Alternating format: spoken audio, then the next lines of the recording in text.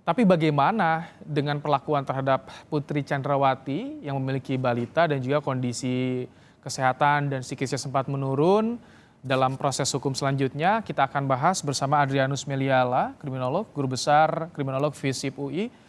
Selamat petang Pak Andri. Selamat petang. Baik, Pak Andri, tanggapan Anda soal keputusan Polri menahan Putri Chandrawati, istri Ferdy Sambo bagaimana? Ini kan sudah bisa diduga.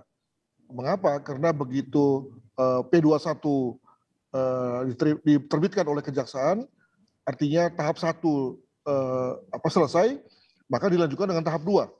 Nah, untuk sampai pada penyerahan tersangka dalam konteks tahap 2 tersebut, daripada kemudian tersangkanya lalu masih dicari-cari lagi, maka untuk supaya efisiennya kemudian lalu ditahan selama 1-2 hari di kepolisian dan untuk kemudian lalu dipindahkan ke tahanan kejaksaan.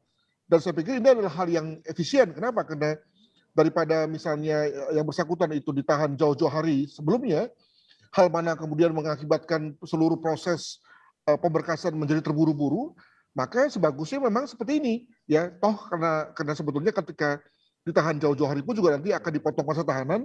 Nah, saya kira itu adalah situasi yang tepat yang terjadi oleh Polri. Nah, untuk itu maka kita bisa menepis ya anggapan bahwa Polri semacam memberi perlakuan berbeda kepada tersangka Putri ini dibandingkan dengan yang lain. Demikian.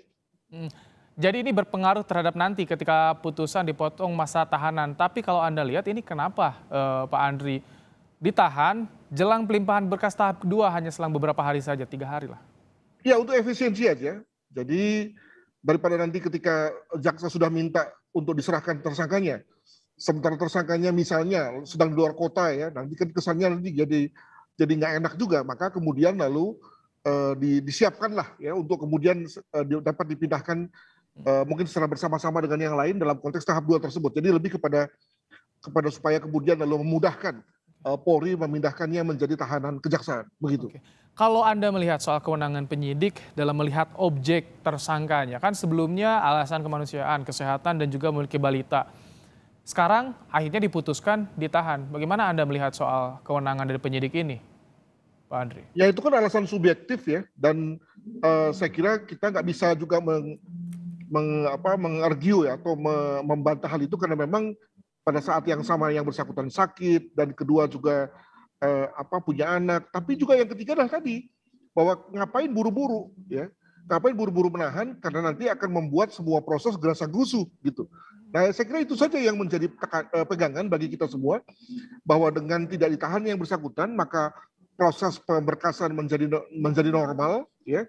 Toh pada saatnya ketika pun misalnya ditahan tetap akan kemudian dikurangi masa tahanannya. Jadi saya kira ini bukan isu menurut saya, hanya masyarakat saja yang nampaknya mungkin karena nggak sabar atau karena tendensius ya kepada Polri, sehingga kemudian mengangkat hal ini menjadi suatu fokus yang disorot terus. Begitu.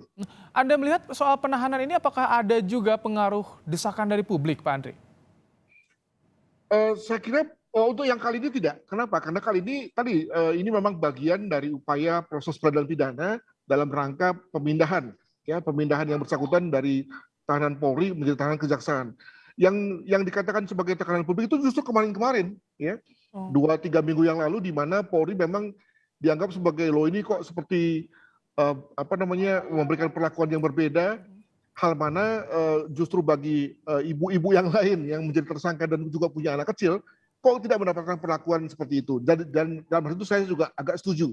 Nah, tetapi saya kira dengan adanya penahanan ini maka kita bisa menepis apalagi nih yang sekarang menjadi sorotan masyarakat ya, di berkas sudah, ditersangkakan sudah, sekarang ditahan juga sudah. Nah, apalagi nih dalam hal ini. Oke. Nah, begitu. Pak Andri, kalau misalkan kita dari tadi memutar visual Putri Chandrawati dan tim kuasa hukum yang diperiksa, wajib lapor di Barreskrim Polri. Kalau Anda lihat bagaimana dari sisi fisiknya yang tampak di layar kaca, sudah sesuai kewenangan penyidik untuk menahan Putri per hari ini, Pak Andri? Mungkin saya agak mengubah pertanyaannya, mohon maaf. Saya melihat bahwa ketika Polri kemarin mengatakan bahwa Ibu Putri ini tidak sehat, lalu kemudian sekarang dinyatakan sudah sehat gitu ya, itu sebetulnya dasarnya apa ya? Jadi apakah memang ada satu proses eksaminasi medis yang cukup atau sebetulnya tidak? Nah ini yang kita nggak tahu. Adalah bagus menurut saya terutama pada saat ketika sekarang ini Putri dinyatakan ditahan untuk kemudian lalu tim medis yang selama ini memeriksa Ibu Putri disclose saja ya kalau memang benar ya bahwa memang mengalami pemeriksaan medis dan memang tidak fit ya, maka dinyatakan saja.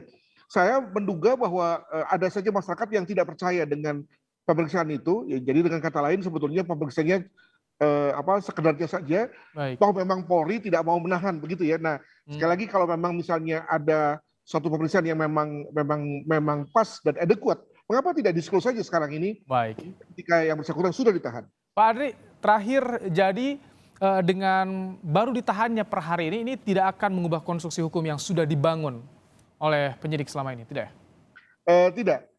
Saya justru lebih melihat sebagai bahwa setelah semua proses itu bergerak ya, kasus pindah ke kejaksaan dan akan menjadi konsumsi pengadilan, maka apalagi ini kesan saya kan adalah bahwa publik itu ngejar terus kan, melihat terus kelemahan-kelemahan dari kepolisian dan lalu menganggap bahwa dengan begitu lalu kemudian polisi nggak serius, main mata, masuk angin dan seterusnya. Nah sekarang setelah semuanya berada di tangan kejaksaan, apakah lalu kemudian dugaan itu lalu kemudian masih muncul? Ya, nah saya sih berpendapat kita semua tetap memelototi kasus ini pada saat kasus ada di kejaksaan. Baik. Begitu.